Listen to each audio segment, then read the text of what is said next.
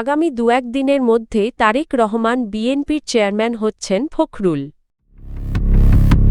গুমের পেছনে মূলত ছিল রাজনৈতিক উদ্দেশ্য চূড়ান্ত প্রতিবেদনে কমিশন।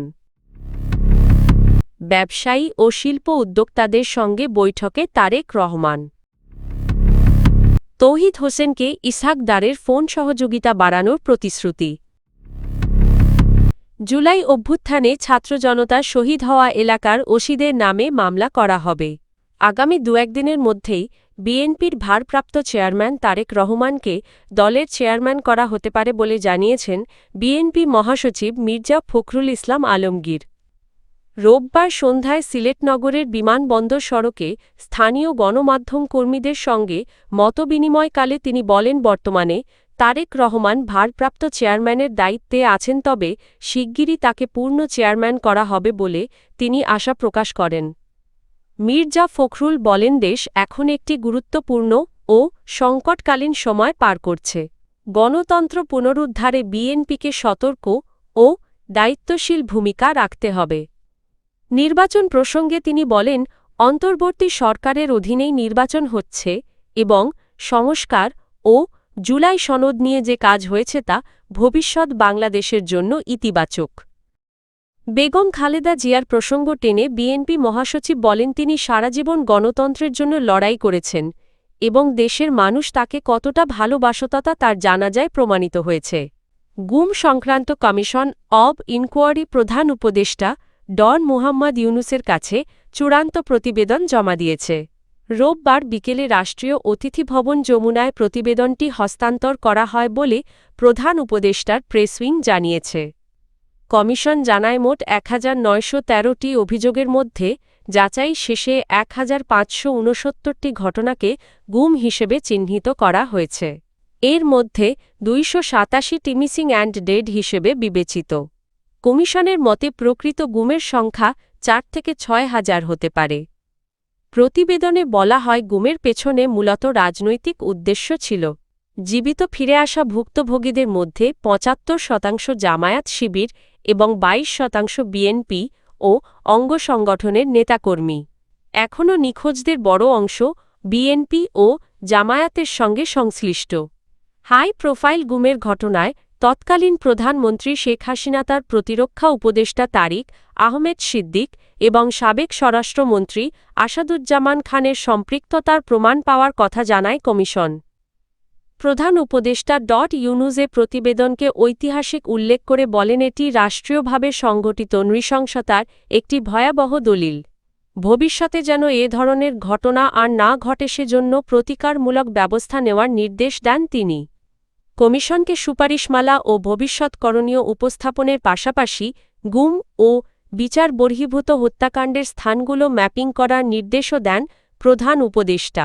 দেশের শীর্ষ ব্যবসায়ী ও শিল্প উদ্যোক্তাদের সঙ্গে বৈঠকে বসেছেন বিএনপির ভারপ্রাপ্ত চেয়ারম্যান তারেক রহমান।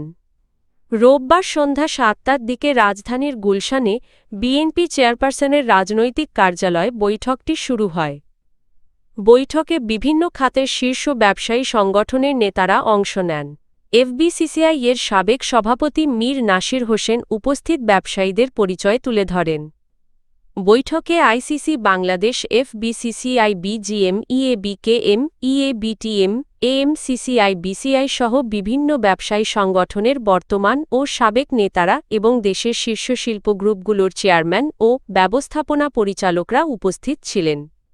এই বৈঠকে দেশের অর্থনীতি, বিনিয়োগ, পরিবেশ এবং ব্যবসা বান্ধব নীতি নির্ধারণ সহ বিভিন্ন গুরুত্বপূর্ণ বিষয় নিয়ে আলোচনা হওয়ার কথা রয়েছে। অন্তর্বর্তী সরকারের পররাষ্ট্র উপদেষ্টা মো. তৌহিদ হোসেনের সঙ্গে টেলিফোনে কথা বলেছেন পাকিস্তানের উপপ্রধানমন্ত্রী ও পররাষ্ট্রমন্ত্রী ইসহাক দার। এ সময় দুই দেশ বিভিন্ন ক্ষেত্রে সহযোগিতা জোরদারের প্রতিশ্রুতি পুনর্ব্যক্ত করেন। রোববার পাকিস্তানের পররাষ্ট্র মন্ত্রণালয়ের এক্স সাবেক টুইটার হ্যান্ডলে এ তথ্য জানানো হয়। এতে বলা হয়, এশিয়া ও মধ্যপ্রাচ্যের সাম্প্রতিক পরিস্থিতি নিয়েও তারা মতবিনিময় করেন এবং এ বিষয়ে ঘনিষ্ঠ যোগাযোগ বজায় রাখতে সম্মত হন।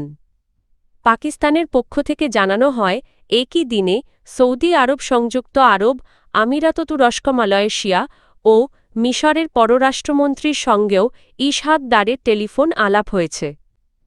এদিকে ইয়েমেন পরিস্থিতি নিয়ে পাকিস্তান রাজনৈতিক সংলাপের মাধ্যমে সমাধানের আহ্বান জানিয়েছে এবং দেশটির ঐক্য ও আঞ্চলিক অখণ্ডতার পক্ষে অবস্থান পুনর্ব্যক্ত করেছে। জুলাই অভ্যুত্থানে ছাত্র জনতা হত্যার ঘটনায় সংশ্লিষ্ট থানার তৎকালীন ভারপ্রাপ্ত কর্মকর্তা ওসি এবং ঊর্ধ্বতন পুলিশ কর্মকর্তাদের তালিকা প্রস্তুত করছে বৈষম্য বিরোধী ছাত্র আন্দোলন। তালিকা চূড়ান্ত হলে আন্তর্জাতিক অপরাধ ট্রাইব্যুনালে মামলা করা হবে বলে জানিয়েছে সংগঠনটি। রোববার সন্ধ্যায় ঢাকা বিশ্ববিদ্যালয়ের মধুর ক্যান্টিনে এক সংবাদ সম্মেলনে এসব তথ্য জানান সংগঠনের সভাপতি রিফাত রশিদ।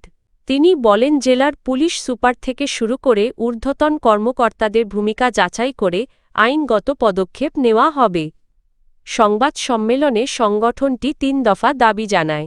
দাবিগুলোর মধ্যে রয়েছে হবিগঞ্জের নেতা মাহাদি হাসানের নিঃশর্ত মুক্তি ও সংশ্লিষ্ট থানার ওসিকে প্রত্যাহার, জুলাই অভ্যুত্থানে অংশগ্রহণকারীদের দায়মুক্তি দিয়ে ২৪ ঘণ্টার মধ্যে অধ্যাদেশ জারি এবং অভ্যুত্থানে ভূমিকা রাখা সামরিক ও বেসামরিক কর্মকর্তাদের স্বীকৃতি ও আইনি সুরক্ষা নিশ্চিত করা।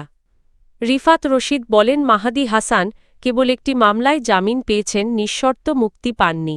দাবি আদায় না হওয়া পর্যন্ত আন্দোলন চলবে। সংবাদ সম্মেলনে সংগঠনের মুখ্য সমন্বয়ক হাসিব আল ইসলাম সহ অন্যান্য নেতারা উপস্থিত ছিলেন।